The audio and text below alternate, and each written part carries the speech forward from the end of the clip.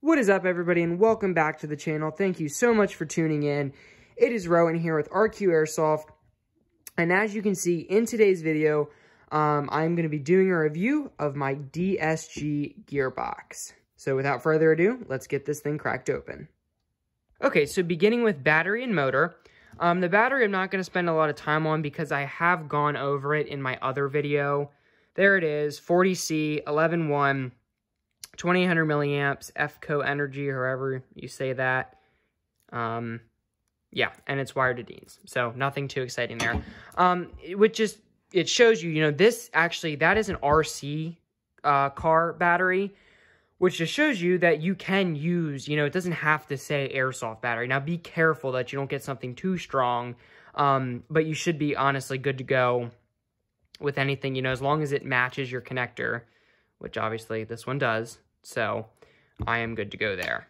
Then in terms of motor, this is a Crytac 30K torque motor,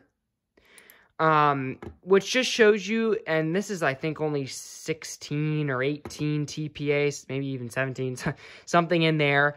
But it just shows you that if you're running like an M150 8-tooth DSG, which I would say is the standard, you really don't need much more than 16 TPA. I had a friend that actually ran an SHS high torque in his DSG, which those are 16 TPA exactly, and it worked just fine. So honestly, don't stress out about getting a 20 plus TPA motor. These will do you just fine. Now, if you're running like an M170 or like an M1, anything really over an M150, I would say do not go 16 TPA. I would say definitely go closer to the 20 range. But yeah, that is the battery and motor. Now we will move on to all of the internal stuff. Beginning with the gearbox shell, we have the stock G&G gearbox shell, as you can see there. They come pre-radius, but I just cleaned it up, polished up the radius job. Then the only thing I have done different is I have replaced the bushings here. If you've ever seen stock G&G gearbox shells, they have that like bronzy type copper color. So I have put in nice SHS steel bushings, which have done perfect. They do sit a little bit high, but obviously with just a little bit of shimming, that's no problem. So, and then obviously it is the exact same on this side. Then starting off with our spring and spring guide setup. Oh, we don't want that out yet. So we have a max model spring guide, which you can see has definitely seen a fair bit of use. But the thing is, still works great, still functions, and that's all that matters. So very lightweight, very nice. Now G&G gearboxes are not quick change, as you can see there and by the tabs there. So that's unfortunate, kind of a pain to get an M150 in, but it is what it is. Then for our spring, this is an SHS M150, full coiled, nothing cut here. And if you saw my review, this yields me about 375 FPS. So very nice spring. I love SHS springs.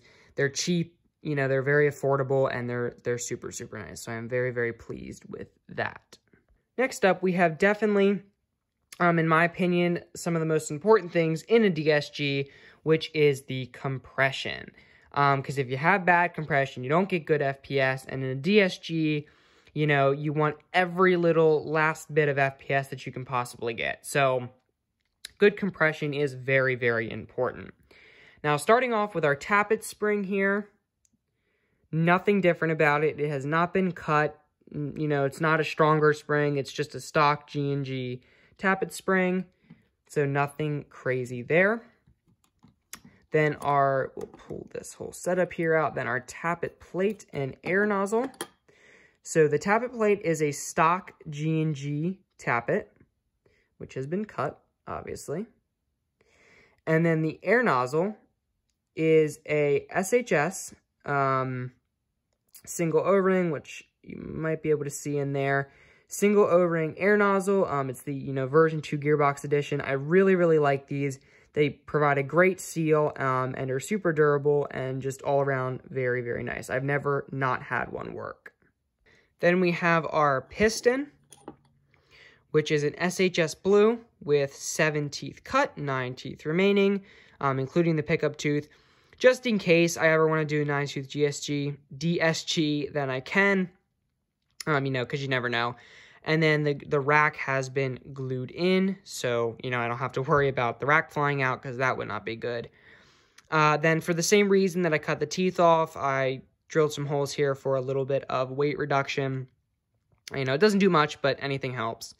Then our piston head is a Rocket Airsoft, and Rocket Airsoft is just an off-brand SHS or rebranded SHS.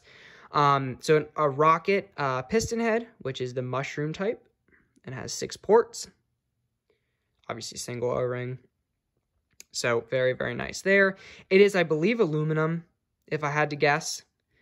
Then our cylinder and cylinder head setup. So we have the Rocket Airsoft cylinder. Or this might not be Rocket Airsoft. I actually cannot remember the brand of this. Not 100% sure what this is. But it is non-ported. It is a full cylinder. It is steel, I believe. Then we have the cylinder head that matches our piston head there. As you can see, I actually did have to Dremel right in there, because the way that the G&G Gearbox shell was, for some reason, it just would not fit. So I did have to Dremel that out a little bit, but so nice and smooth in there. And then you can see it is kind of, you know, swooping in or dipping in so that it fits the top of that head. And that really helps with AOE correction, shock absorption, all that kind of good stuff. It does not help with sound reduction at all. So if you ever want to buy like one of those sets and you're hoping for a lot of sound reduction, in my opinion and from my experiences, it does nothing to help with sound reduction.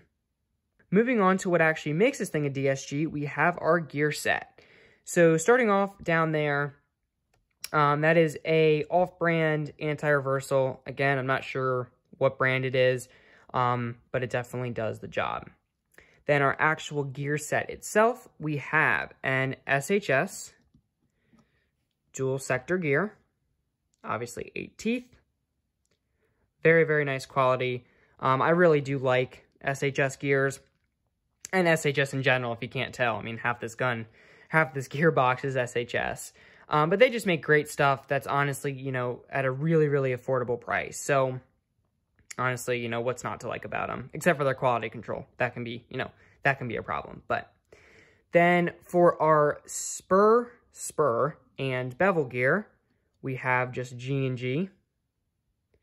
These are 18-to-1s. They're very nice quality. They do the job, honestly. No gripes about them. The shims are SHS, yet again.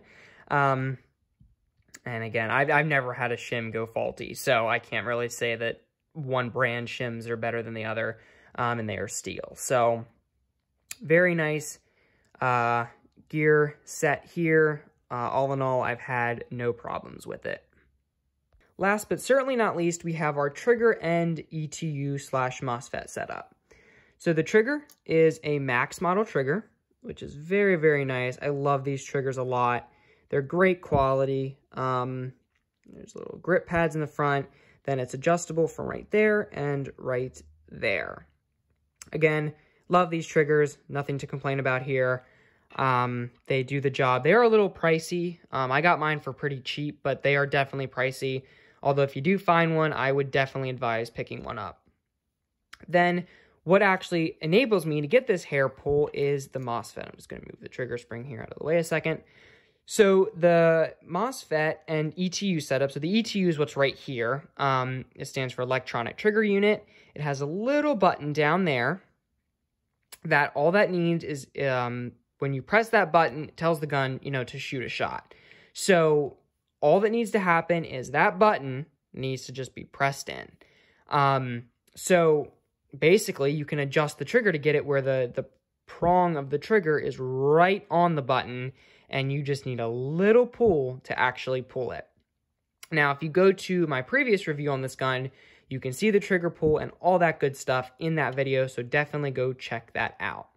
Then if we scoot this on over here a little bit, We have our Mosfet, which is just the G&G Mosfet. I believe I went over this in the other video, and that has been wired to Dean's. So definitely no problems there yet.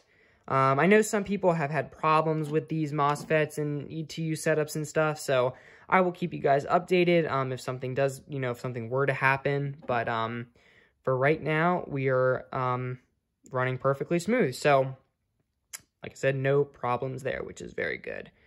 So yeah, all very reliable stuff that has, been great for me so far and given me a really, really amazing trigger pull. That is just about going to sum up this video. I hope you all enjoyed. Thank you so much for watching. If you have any questions or anything to say, feel free to put it below down in the comments. But yeah, that's about it. And make sure to follow me on my Instagram at RQ Airsoft. I post a lot of updates and other random things about Airsoft that, wouldn't be a whole YouTube video worthy. So definitely make sure to go check that out. And yeah, I will see you guys on the next video.